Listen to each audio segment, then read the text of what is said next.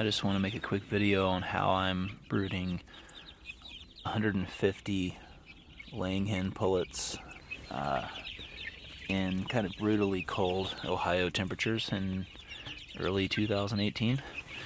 It is 9 degrees currently in Columbus, Ohio.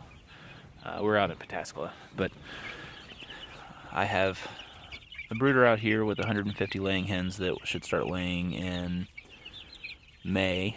I have 100 Rhode Island Reds and 50 Australorps.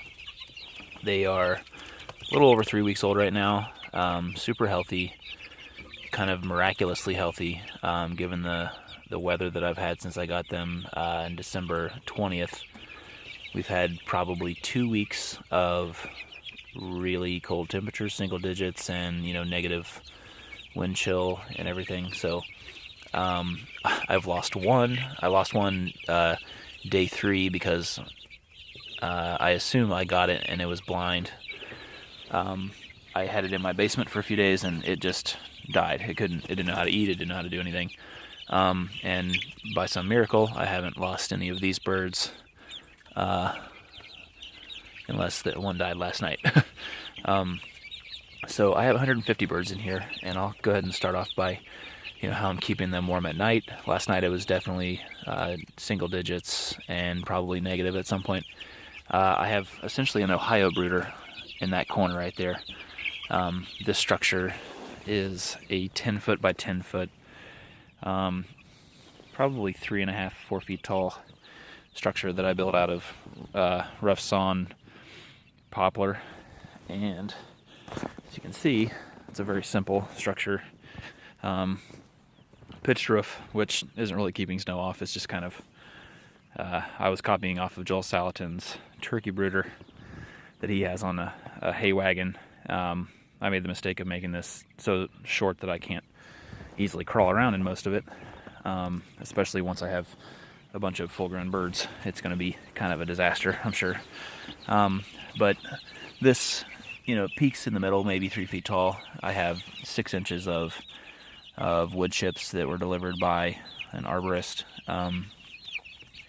And underneath the whole thing, I have stapled in to the walls on the outside. The whole bottom is covered with chicken wire, so nothing can dig under. And on top of that, like I said, 4 or 5 inches of wood chips, and I've added a couple bags in here and let them dig around and stuff. But in that corner, in that side of the building, I have like an Ohio brooder that is a 4 foot by 4 foot box that they can get in and out of. I have 2 250 watt red bulbs in there from Lowe's, like a ceramic socket and all that stuff. My wire situation is kind of a mess right now because the birds like to get up there and roost or jump around on it. And then I have that 125 watt bulb that just lets them come out here and it's not completely dark because they don't like being in the dark, I guess. I have a good chunk of the building separated right now. I have tools and stuff on that side, and I wasn't ready for them to have free reign over the whole thing yet. And I'll open that up and get all my stuff out of there here in the next week or so. But right now they're just living in probably 75% of the building. So, like I said, they've been out here in ridiculous temperatures. They've only ever been outside. I drove from the post office and to here and put them in here. The day I got them, it was like 15 degrees. So they're doing really well.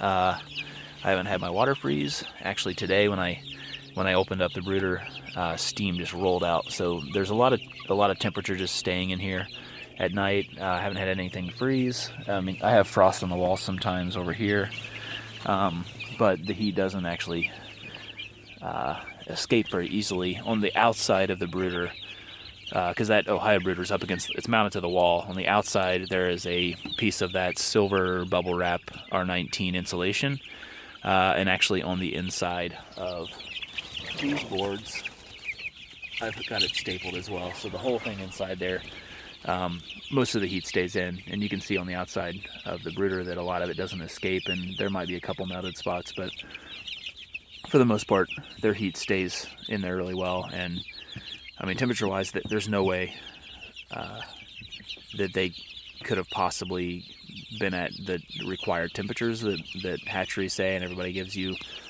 advice about, keep them at 95 degrees for the first week, 90, 85, 80.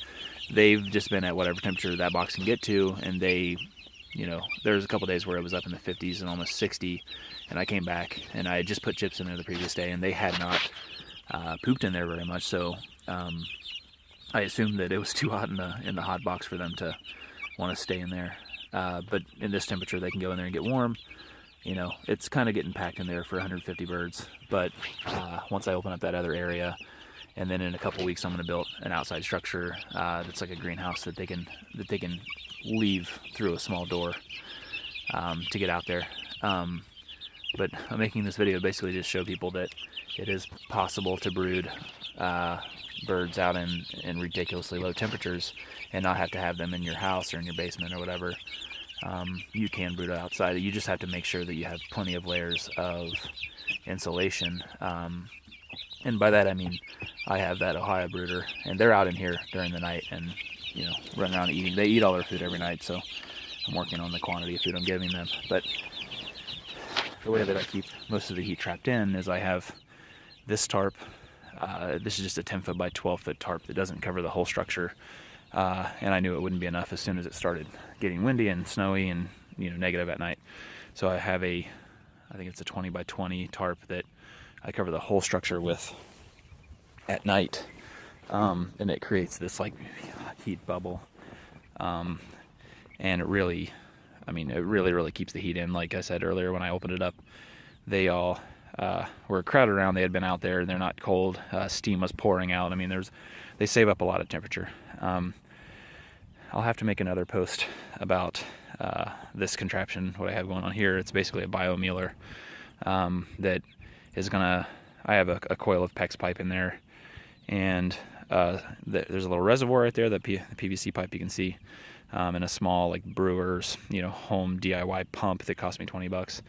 And the floor of the middle of the brooder is coiled with about 50 feet of 1/2-inch PEX pipe, but it's just been too cold to really work on it. I don't want to fill up the system and then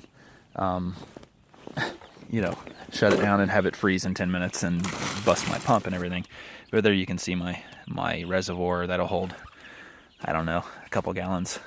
All the PEX pipe in the whole system only holds about 1/3 of a gallon, so I don't need a huge reservoir. Hopefully that pump's still good. It's not a submersible pump, but it, as you can see, is covered in snow right now, so it might be no good at this point. But this pile is 4 foot tall by about 6 feet in diameter, and it is right now it's pretty cold. It's majority of it is wood chips. I added some compost, but not anywhere near enough, and it is probably 60 degrees at the core, or at least my 18-inch thermometer is showing 60 degrees, or it was yesterday. It's probably lower than that today. I made the smooth move of not using compost from that compost pile out there, which right now is covered in snow, but is 150 degrees inside.